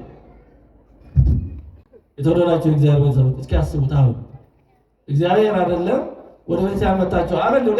አሁን ካህናት ቀረብ ብላችሁ መምህር አባቴም ስትሏቸው ዝም ይሏችሁ ምን ትላላችሁ? ያው በዚህ ዘመን ህሊናችን እንደው በዛ ሰዓት ብዙ ሀሳብ አያመላልስም። እግዚኦ አያችሁ እንዴት በቋፍ እንደሆነ። ራሱ ባለቤቱ ክርስቶስ ግን እባክህ ልጄ ታማለች እርዳኝ እያለች ከሩቅ ነው፣ ከሰሜን ነው፣ ከነናዊት ሰሜን ነው፣ ከሲሮፊኒቃ ወይም ዛሬ ሊባኖስ ደቡብ ሊባኖስ ከሚባለው አካባቢ ነው መጣችው። ዝም ማለት ጨቋቸው ሐዋርያት እንኳን ኧረ እባክህ እየጮኸች ነው አንድ ነገር በላት አሉ። እንዲያው ባይናገር ይሻል ነበር አይደለም? መናገሩ የባሰ ነው። የልጆችን ወስዶ ለልጆች መስጠት አይገባም፣ ውሻ ነው ያላት። አሁን እኛ አንድ ሰው ተነስቶ ውሻ ቢልን እንደው አያድርግ ጊዜ አሁን እኔ እንኳን ስናገር የሆነ የማይሆን ነገር አይ እግዚአብሔር ይጠብቀኝ እንጂ እስካሁንም ደግሞ ክፉ ተናግሬ እንደሆነ አላውቅም። እንዲህ አንድ ቃል ካፌ ቢወጣ ትታገሳላችሁ? አያድርግ እንጂ መድኃኒዓለም ውሻ ነው ያላት። የውሾችን የልጆችን ወስዶ ውሻ ይሰጥፉ ምን አለች? ደግሞ በመጣ ውሻ ልባል እንደው ልመናዬ መሰጠቱን ይቀር ደግሞ እንዲህ አላለች። አዎ ልክ ነህ ጌታ ሆይ፣ አዎ ልክ ነህ። ግን ውሾችም ለልጆች ከሚተርፈው ከፍርፋሪው ቡችሎችን ይበላሉ አለች። አያችሁ ቃል እግዚአብሔር ቃል መማር ይህን ሁሉ ያሳየናል። እንደው ዝም ብለን በጫፍ ሆነን እንዲሁም መብት እንደዚህ ምን ይሄ ከእግዚአብሔር ጋር ያገናኘን ሁሉ ወሎት እንዲሁ በቋፋን ነው። እንደው ሲሻይ ጢስ ወጋኝ ለመቀየም ለማኩረፍ የሆነ ነገር ለመጥላት እንደው ጥርቅ ጠርዛን ያስለ እግዚአብሔር አሁን በጣም በእውነት ሆድ ብሶናል። ብዙዎቻችን በጣም ሰው ሆድ ብሶታል። ኮሽ ካለች በቃ በአንድ ጊዜ ገድል ለመክተት በጣም ብዙ የሆነች ቃል አጋጣሚ ነው የሚጠብቀው። በቃ ኮሽ ካለች በቃ የምፈልገውን አገኘሁ አይነት ነው። በቃ ይችን እስኪ ነበር አይነት ነው። ጌታችን ምን አላት? ከዚህ በኋላ አንቺ ሴት እምነትሽ ታላቅ ነው እንደወደድሽ ይሆንልሽ አላት። በእውነቱ ያን ፈተና አልፋ ነው ጌታችን ዝም ያላት ይሄ ማንነቷ እንዲገለጥ ነው። ቀድሞ ቢሰማት ያ ቃል ማንነቷን ግን እኛ ይህንን ጥበቧን፣ እምነቷን፣ ትዕግስቷን፣ ትህትናዋን እንዴት እናውቅ ነበረ? ውሻ ስትባል አዎ ይገባኛል አለች። ዝም ስትባል አብዝታችኋች። ይሄን ትምህርት እኛ ከየት እናገኝ ነበር? ይሄ ውስጡ ያለው ረቂቅ ጥበብ ወርቅ እንቁ የማይገዛው ረቂቅ ትህትና እንዲገለጥ ነበር ጌታችን እንዲያደረገው። በመቶ አለቃው የሚያደረገው እንደዚህ ነው። እባክህ ልጄ ታሟል ሲለው መጥቼ ፈውስልሃለሁ አለው። ሌሎች እኮ መጥተው ፈውስልን ሲሉት እናንተ ካላያችሁ አታሙን ብሎ ገስጿቸዋል። መቶ አለቃውም ግን ለምን እመጣለሁ አለው። ኧረ ጌታ ሆይ አንተ በእኔ ቤት ጣራ ትገባ ዘንድ የተገባኝ አይደለሁም። እዚህ ሆነ ቃል ተናገር ልጄ ይፈወሳል አላያችሁ? ይሄ እምነቱ እንዲገለጥ ነበረ። እግዚአብሔር ለእያንዳንዱ የሚያደርገው ምግብና እንደዚህ ነው እና ከእግዚአብሔር የሚሆኑ ነገሮች እንዲህ ያሉ የምንጠቀምባቸው ናቸው። ወይም ደግሞ በውስጣችን ካሉ ኃጢአቶች የምንነጻበት ሊሆን ይችላል። እግዚአብሔር ፈተና ያጠራን ይሰነግለን የወለውለን ዘንድ ደግሞ የሚፈቅድበት ጊዜ አለ። አባ በብኑዳ የሚባለው አባት ምናልባት ከዚህ በፊትም እዚህ ሳልጠቅሰው አልቀር ይሆናል። አባ ኪሮስና አባ በብኑዳ ይህን የሚያሳይ ነገር አለ። አባ በብኑዳ በዮርዳኖስ በረሃ እግዚአብሔርን ሌትም ቀንም የሚያገለግል ባህታዊ ነበር። ቅዱስ ሚካኤል ከእግዚአብሔር ታዞ በየቀኑ ማታ ማታ ሰማያዊ ህብስት ያመጣለት ነበረ።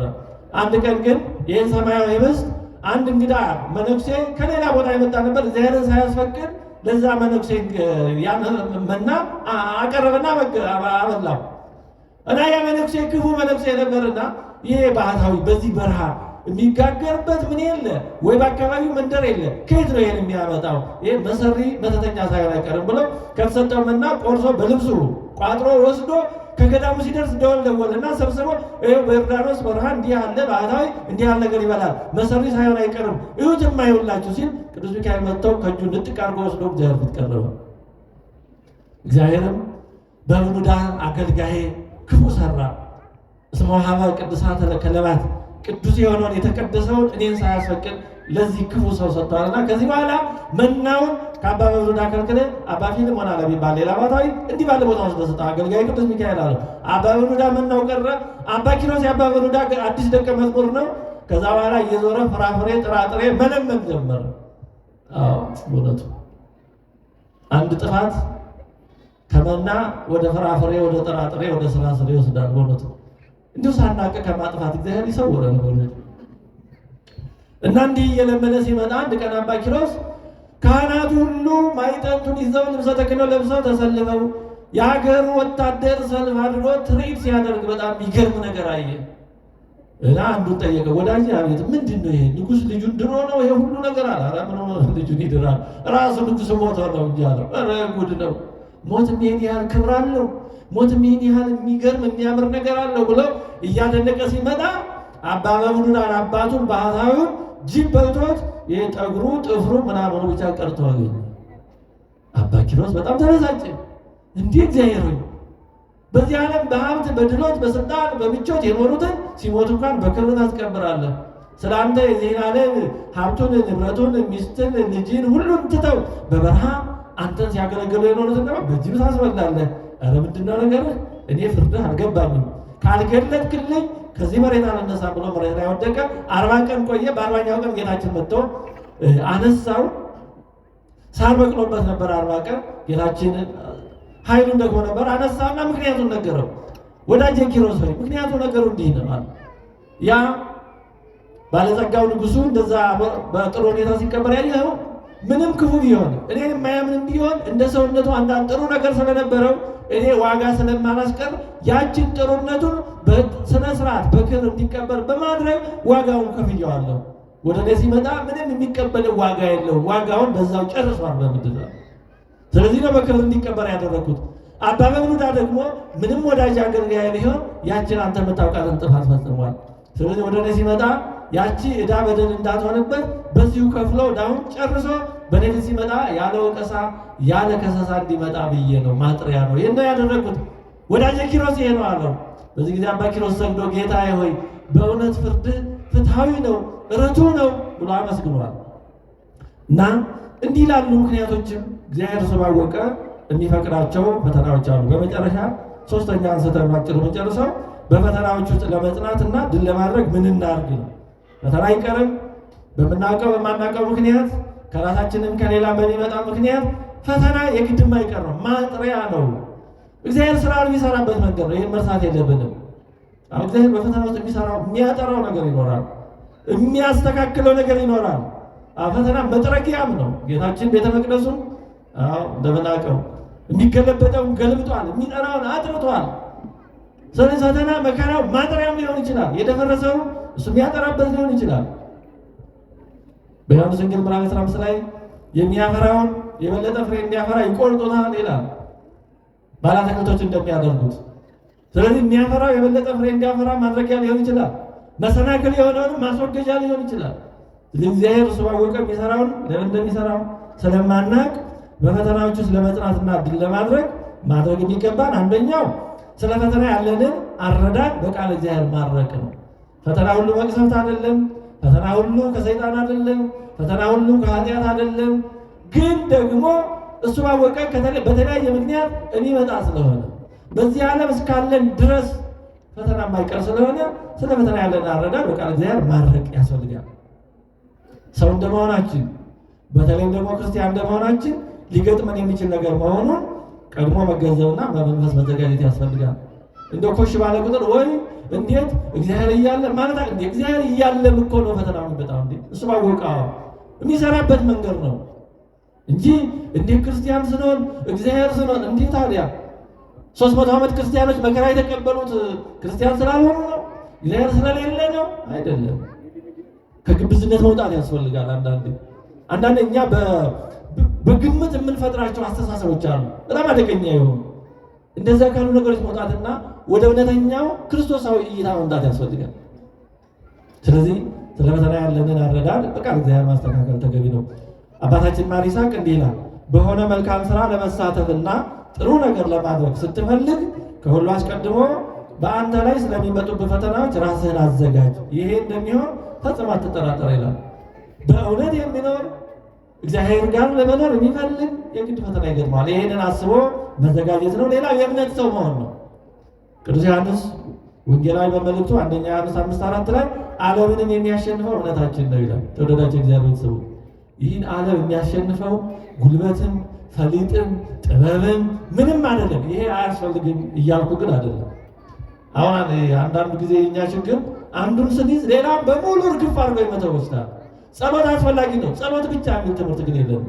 ዘጸአት 15 ላይ ሙሴ ወደ እግዚአብሔር ይጮሃል፣ ከፊቱ ቀይ ባህር ተጣሏል፣ ከኋላ ፈርዖን ደርሷል፣ ህዝቡ መሃል ላይ ተጣብቀዋል፣ ሳንዱች ሆነዋል። በዚህ ጊዜ ሙሴ ወደ እግዚአብሔር ይጮሃል፣ እግዚአብሔር ባህሩን ከፈለ። ከዛ አሁን ሙሴ ባህሩ ሲከፈል ህዝቡን ይዞ እንደመጓዝ አሁንም ይጮሃል። ለምን ትጮህብኛለህ ብሎታል። አዎ ጸሎትም ጊዜ አለው፣ የማይተካ ቦታ ነው አለው ጸሎት። ጸሎት ብቻ የሚል ትምህርት ግን የለም። የብቻ የሚል ነገር በሽታ ነው። ሁሉም እያንዳንዱ አስፈላጊ ነው። አሁን በሰውነታችን ልብ የማይተካ ነው። ልብ ብቻ ግን ምን ይሰራል? አይምሮ ጭንቅላት የማይተካ ነው። ጭንቅላት ብቻ እያንዳንዱ አስፈላጊ ነው። ስለዚህ ብቻ ከሚል መነጣጠር በጣም ማውጣት ያስፈልጋል። ስለዚህ እምነት ግን መሰረት ነው ነው እምነት መሰረት ነው ስንል ፍቅርን፣ ተስፋን፣ ሌላውን ሁሉ እየተውን እንዳልሆነ ታሳቢ ሆኑ። ስለዚህ ዓለምን የሚያሸንፈው እምነታችን ነው። መጥራትና መስራት የሚቻለው በእምነት ነው። አባቶቻችን ፈተናውን ያለፉት በእምነት ነው። ያላመነ ሰው ኮሽ ባለ ቁጥር ይናወጻል። አዎ እነ ቅዱስ አትናቴዎስ ለምሳሌ 45 ዓመት ከኖረበት ዘመነ ፕትርክና ወደ 16 17 ዓመት በስደት ነው ያሳለፈው። በተለይ አንድ ሁለቱ ወደ 6 ዓመት 7 ዓመት ተሰዶ ቆይቷል። እንዲህ ሲሆን ያ በጣም ጨለማ አስቸጋሪ የሆነ ጊዜ የሚያልፉት በእምነት ነው። ስደቱን የሚያልፉት በእምነት ነው። መከራውን የሚያልፉት በእምነት ነው። እና እምነት ትልቅ ምስጢር ነው ስንላት ቃሏ በጣም ትንሽ ነች። እምነት አባ ሀሩይ የንታ ሀሩይ የሚባሉ ቅርብ ጊዜ የነበሩ ታላቅ አባት ነበሩ። በሰሜን ሀገራችን ክፍል ጎንድ ተክለ ሃይማኖት የሚባለው ነበሩ። ግን በረሃውን ወደ ሱዳን አቅጣጫ ወደ በረሃ ማጮህ የሚባል አካባቢ ነው ይመስለኛል። አብይ ጾምንም እዛ ነው የሚያሳልፉት። ሲሄዱ ብቻቸውን ነው፣ ዱር ያድራሉ። እዛ 40 ቀን 2 ወር ሲጋደሉ ከርሞ ይመጣሉ። እነዚህ ነው ኑሯቸው። በጣም የበቁ የተጠቀሙ ነበሩ። እና አንድ በቅርብ የሚያውቃቸው ረዳቸው ነገር የነበረ ጠየቋቸዋል። ይንታ እንደው ስትሄዱ መንገድ ላይ ማደር አውሬው፣ ከዛ ደግሞ የሰይጣኑ ፈተና፣ ረሃቡ፣ ጥሙ፣ በረሃው ያን ሁሉ እንዴት ነው የምትችሉት ስላቸው በእምነት ነው አሉ። አጭር መልስ ግን በጣም ረቂቅ ፎርሙላ ነው፣ ኮድ ነው። እና ለማለፍ የሚያስችለው እምነት ነው። ወደፊት የሚሆነውን ባናቅም ልባችንን የሚያሳርፈው እምነት ነው። ጌታችን ጴጥሮስን የሐዋርያትን እግር ሲያጥብ ከሌሎች ጀምሮ ወደ ጴጥሮስ ሲደርስ እንዴት እግሬን ታጥባለህ አለ። ልክ ነው ጴጥሮስ፣ ግን ዝም ብለህ ታጠብ። ለምን? እኔ የማደርገውን አሁን አታውቅም፣ በኋላ ግን ታስተውለዋለህ አለ። አሁን የሚሆነውን ነገር እኛ አናውቀውም፣ ለምን እንደሚሆን በኋላ ነው። ምናልባት ልብ ከገዛን እግዚአብሔር ማስተዋሉን ከሰጠን እድሜም ከሰጠን ምናልባት ቆይቶ ልናውቀው እንችላለን። በግላችንም በሀገርም በቤተክርስቲያን የሚሆነውን ነገር ለምን እንደሆነ ምናልባት እግዚአብሔር ዝምም አለ አለም፣ ፈጠንም አለ ቸኮልም አለ፣ ለምን እንደሆነ ምናልባት ቆይቶ ሊገባን ይችላል። ግን መረዳት የሚመጣው ኋላ ነው። እውቀት የሚመጣው ኋላ ነው። እምነት ነው የሚቀድመው። ከነገሮች ሁሉ እኮ የሚቀድመው እምነት ነው። አሁን ሰው በአውሮፕላን የሚሳፈረው ስለ መድረሱ እርግጠኛ ሆኖ ነው እንዴ? በመኪና የምንሳፈረው ያሳፈረን መኪና ከሚወስደን ቦታ ከምንሄድበት መዳረሻ በትክክል በሰላም እንደሚደርስ ማን ያረጋግጣል? ሹፌሩም እርግጠኛ ይሆን? ማንም አይሆንም። አምነን ግን እንደርስ ይሆናል እንደርሳለን ብለን እንጓዛለን፣ እንሳፈራለን። የሚቀድመው እምነት ነው። ገበሬ የሚዘራው አምኖ ነው እንጂ ፍሬውን አይቶ አይደለም። ግን ፍሬውን ለማግኘት የግድ መስራት አለበት። ሰዎች የሚጋቡት የሚሆነውን አውቀው አይደለም፣ ግን ያስተያይተው ተስፋ አድርገው ይጋባሉ። ዛሬ የሚሆነውን ደግሞ ይቀበላል እንጂ እንደማንፋታ እርግጠኛ ካልሆንኩ አላገባም የሚል ካለ ማግባት አይችልም። ማን ያረጋግጣል? ስለዚህ እምነት የሆነው ነገር መሰረት ነው እና በዚህ እንዲህ ባለው ሁኔታ በእምነት መኖር ነው ትልቁ ነገር። የሚሆነውን ነገር ለእግዚአብሔር መስጠት፣ ልብን የሚያሳርፈው እሱ ነው። ታግሶ እግዚአብሔርን መጠበቅ ነው ሌላው። አዎ እኛ ማድረግ የሚገባንን ማድረግ አለበት። ግን ቸኩለን እግዚአብሔር የሚሰራውን ነገር ሳናይ እንዳንቀር መታገስ ተገቢ ነው። 3 ደቂቅን እግዚአብሔር እሳት ውስጥ ሳይገቡ ማዳን ይችል ነበር። ግን እሳት ውስጥ ሳይገቡ ሊያድናቸው ናቡከደነፆር ከእሳት የሚያድን እሳቱን ሳያጠፋ በእሳቱ ውስጥ መጠበቅ የሚችል አምላክ መኖሩን አያምንም ነበር፣ አያውቅም ነበር። በምን ያውቃል? 3 ደቂቅም ለእግዚአብሔር ያላቸው ተአማኒነት እሳት ውስጥ እስከ መግባት ድረስ በተግባር የተፈተነ መሆኑን ማን ያውቃል? ውጭ እያሉ ቢያድናቸው እንደ ውጭ እያሉ ከዳነማ ማን ማያምናል? ስለዚህ እግዚአብሔር ትክክለኛውን ጊዜ ያውቃል። ወዳጆቹን መቼ ከፈተናው ማውጣት መታደግ መድረስ እንዳለበት ያውቃል። ዳቦ የምትጋግሩ እህቶቻችን መቼ ዳቦ እሳት ውስጥ የገባ ያ በላይ መታችም እሳት የሚነድበት መቼ መውጣት እንዳለበት ባለሙያ ሴት ታውቃለች። ቀደም ቢል ሊጥ ነው፣ ከዘገየም ያራል። እግዚአብሔርም አገልጋዮችን መቼ ከፈተናው ማውጣት እንዳለበት ምን ያህልም በፈተና ውስጥ መቆየት እንዳለባቸው እስኪመስሉ እሱ ያውቃል። ስለዚህ ያን ታግሰው መጠበቅ በጣም ተገቢ ነገር ነው። ሌላው ኃጢአተኛነታችንን አለመዘንጋት ነው። በእውነት ኃጢአታችንን ካልዘነጋ ነው በስተቀር ማናቸውም አይነት ቅጣት ሲያንሰን እንጂ ሲበዛብን እንዳልሆነ እንረዳለን። ስለዚህ እንዴት በእኛ ላይ እንዲህ ይሆናል እንዲህ በጣም አይባልም።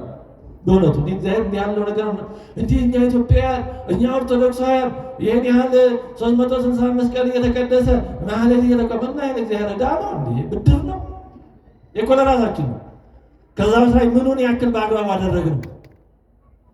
እንዲህ ማህሌታችንስ በእውነቱ እንዲሁ በእውነቱ እዚህ እንግዲህ እኔ እዚህ ቤተክርስቲያን ማህሌት ምንም አይቻል አቅም፣ ግን አጠቃላይ አዲስ አበባ ግን ችግር ላይ ነው። በተለይ ጽጌ ማህሌት እንደምንሰማው በእውነት ብዙዎችን እያራቀ ነው። አስቸጋሪ ይህ ከበሮ እውነቱን ለመናገር እንደው ምን ቀን እንደገባብን የሚያሰኝ እግር እያነሱን ጣጥ እያሉ በጣም ኦርቶዶክሳዊነት መረጋጋት ነው። ኦርቶዶክሳዊነት ተመስጦ ነው።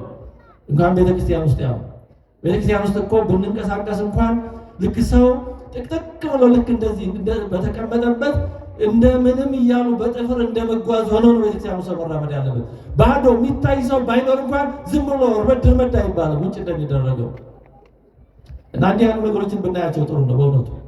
በእውነቱ እንደው ሊቀ ጠበብቶች መሪጌቶች እንዲሁ ማህሌቱን አደብ ብታስይዙ ጥሩ ነው። በእንባ በተመስጦ በተዘክሮ ማህሌቱን የሚቆሙ መዝሙሩን የሚቆሙ ብዙ አሉ። ያው ግን ደጉ አይታይም፣ አይጮህም፣ ጥሩ ነገር አይጮህም። የሚጮሁ ትንሽ ክፉ ነገር ነው። ያ የሚጮሁ ትንሹ ክፉ ነገር ብዙውን የሚሸፍነውና ይሄ ለጠላትና ደግሞ ደጉን ነገር ማየት ለማይፈልግ እንዲህ ናቸው እንዳያሰኝ ነው። በጣም መክብብ ላይ ሌላ የገሙ ዝንቦች መልካም የሆነውን የሽቶውን ሙዳይ ያበላሹታል፣ ያገሙታል ይላል። ትንሽ የሞቱ ዝንቦች እንደዛ ያደርጋሉና ለጥንቃቄ ነው እንዲህ የምንለው ያለን ነገር እንዲጠበቅ ነውና ኃጢአተኛነታችንን አለመዘንጋት ነው። ክርስቶስንና ቅዱሳንን መመልከት ነው። ዕብራውያን ምዕራፍ 12 ቁጥር 2 እስከ 3 ላይ ቅዱስ ጳውሎስ ብዙ ነገር ካነሳ በኋላ የጸናውን አስቡ ይላል። በነፍሳችሁ ዝላችሁ እንዳትደክሙ ከኃጢአተኞች በደረሰበት እንዲህ ባለ መቃወም የጸናውን አስቡ። የጸናውን ማሰብ ነው፣ ክርስቶስን ማሰብ ነው። ኀፍረተ መስቀልን ስለኛ ሲል ክብር የማያስፈልገው ምንም አገኛለሁ እጠቀማለሁ የሚለው የሌለው ሁሉ የእሱ የሆነ ስለኛ ሲል መከራ ከተቀበለ የምንጠቀምበትን መከራ ብንቀበል እኛማ ምን ብርቅ ድንቅ ነው። ስለዚህ ክርስቶስን ማየት የጸኑ ቅዱሳንን ማየት ነው። በየትኛውም ዘመን ደጋግ ቅዱሳን ነበሩ፣ እውነተኛ ክርስቲያኖች ነበሩ፣ ሐሰተኞችም ነበሩ። እውነተኞቹ ሐዋርያት እንደነበሩ ይሁዳም ነበር። እውነተኞቹ የቅዱስ ጳውሎስ ደቀ መዛሙርት እንደነበሩ እነ ዴማስ ነበሩ። እነ ቅዱስ እስጢፋኖስ እንደነበሩ ኒቆላዎስን የመሰለ ነበረ። ሁሉም ነበረ። እነ ቅዱስ አትናቴዎስ እነ ቅዱስ እለእስክንድሮስ እንደነበሩ እነ አርዮስ እና አውሳብዮስ ነበሩ። ሁሉም ዘመን ጥሩም ክፉም አለ። ስለዚህ ዝም ብሎ አይ በእኛ ዘመን እያሉ ሁሉንም አንድ ቅርጫት ውስጥ ማስገባት ስህተት ነው። በዚህ ዘመንም እውነተኛ አባቶች አሉ፣ እውነተኛ ካህናት አሉ፣ እውነተኛ የእግዚአብሔር ሰዎች እሱም ያውቃቸዋል። ሁሉንም አጠቃሎ አይ በዚህ ዘመን ምን አባት አለ እንዲህ የሚለውም ጥሩ አይደለም። አዎ ሁሉም ምናውቅ አንችልም። አዎ ምናያቸው ብዙ ነገሮች አሉ። እሱን እግዚአብሔር እንደሚያደርገው ያደርጋል። በነገራችን ላይ እንደ ቤተክርስቲያን የካህናት ብቻ እንደው በመናን ድርሻቸው ዝም ብሎ ነጠላ ለብሶ መምጣት ማስቀደስ እንዲህ ብቻ ግን አይደለም። ቤተክርስቲያን የሁሉም ናት። ቤተክርስቲያን የሁሉም ናት። ይሄ እውነተኛ ነገር የካህናት የግል ሞኖፖሊ አይደለችም፣ የሁሉም ናት። ቅዳሴ ራሱ የሁሉም ነው። አሁን በተለምዶ ምዕመናን አስቀዳሽ ይባላል አለ። ሁሉም ቀዳሽ ነው። ካህኑም ይላል ክህነቱም ማይተካ ነው፣ ግን ሁሉም ቀዳሽ ነው። ዲያቆኑም ይላል፣ ህዝቡም ይላል። ሁላችንም የቅዳሴ ቀዳሽ፣ አገልጋይ፣ አመስጋኝ ነው። ሁሉ ድርሻው ግን ይለያያል። እና ዝም ብሎ ይበላል አፋቸውን ማስያዝ ዝም ብሎ ብሎ የሩቅ ተመልካች እንዲሆኑ ማድረግም ትክክል አለ፣ ትክክልም አለ። ቤተክርስቲያን የሁሉም ናት። ግን ደግሞ ሳናውቀው እጄን በእጄ እንዳይሆን ደግሞ መጠንቀቅ ያስፈልጋል። ያለንን ደግሞ እንዳናጣ እንዲህ ይመጣል እያል ጥለነው ደግሞ ሌላ ደግሞ ነገር ፍለጋ እንዳንሄድ ደግሞ ጥንቃቄ ያስፈልጋል። ሁልጊዜ ችግር አንዱ ክፋቱ አንዱን ሲጥሉ አንዱን ሲያነሱ እንዳይሆን ሁልጊዜ ጥንቃቄ በጣም ያስፈልጋል። እና የጸናውን እንመልከት ለማለት ነው ያነሳው። ሁልጊዜ ወደ ጸናው ነው መመልከት። ያልጸናውን ከፈለግን ነበረ ይኖራል። ሁሉ የሚያልፍ እንዳለ የሚወድቃል። በየትኛውም ትምህርት ዘመን ጎበዝ ተማሪዎች ይኖራሉ፣ ደግሞ የሚወድቁ ይኖራሉ። ይሄን ማስቀረት አይቻልም። ስለዚህ ሰነፉን የወደቀውን እያዩ ያው ካየ ያው የወደቀውን ካየ ማየት ትችላለህ፣ ግን አይጠቅምም። ስለዚህ የጸናውን ማሰብ ነው። ከአቅማችን በላይ እንደማንፈተን ልብ ማለት ቁርጠኝነት ከቃል እግዚአብሔር አለመለየት ነው። አጠቃላይ ሁልጊዜ ቃል እግዚአብሔርን መስማት ያስፈልጋል። ቃል እግዚአብሔር ያበረታናል፣ እግዚአብሔርን ሀሳብ ይነግረናል። በልባችን እግዚአብሔር ሊለን የሚፈልገው ነገር እሱ ባወቀ ወደ ልባችን እግዚአብሔር ያን ሀሳቡን የሚልክበት መንገድ ሊሆን ይችላል። ስለዚህ ከቃል እግዚአብሔር አንለይ። የተሳሳተ እውነት መስሎን ግን ደግሞ ትክክል ያልሆነ አስተሳሰብ አረዳድ እንኳን ቢኖረን ያን የሚያስተካክለው ቃል እግዚአብሔር ነው። ለዚህ ነው ቅዱስ ጳውሎስ ኤፌሶን 6:17 ላይ የመዳንንም ራስ ቁር የመንፈስንም ሰይፍ ያዙ እርሱም የእግዚአብሔር ቃል ነው። ስለዚህ ከእግዚአብሔር ቃል አንለይ። እግዚአብሔር የሚነግረን በቃሉ አማካይነት ነው። በተለያየ መንገድ ወደ ውስጣችን የሚገባውን የስህተት ሐሳብ የሚያጠራልን የሚያረክስልን መድኃኒት ሆኖ ያንን የሚያረክስልን እንዳይጎዳን እንዳይበክለን ወደ ካንሰርነት ተለውጦ እንዳይጎዳን ያንን የሚያጠፋልን ቃል እግዚአብሔር ነው። ስለዚህ በየቀኑ ከቃል እግዚአብሔር አንለይ። እግዚአብሔር አምላካችን ሁሉንም ነገር እንደ ፈቃዱ ለመልካም እንዲያደርግልን በፈተና ውስጥ በመከራ ውስጥ ያሉ ወገኖቻችንን ፈተናውን እንዲያልፉ ፈተናውን ካለፉ ከድል አድራጊዎች ጋር እንዲደምርልን እንዲቆጥርልን እኛንም እንደየአቅማችን በትንሽም በትልቁም ከምንሳተፈው ከነገረ መስቀሉ ያንን በአግባቡ ተቀብለን ድል ካደረጉ ወዳጆቹ ጋር በቸርነቱ እንዲቆጥረን የእርሱ የአምላካችን ቅዱስ ፈቃድ ይሁንልን። አሜን።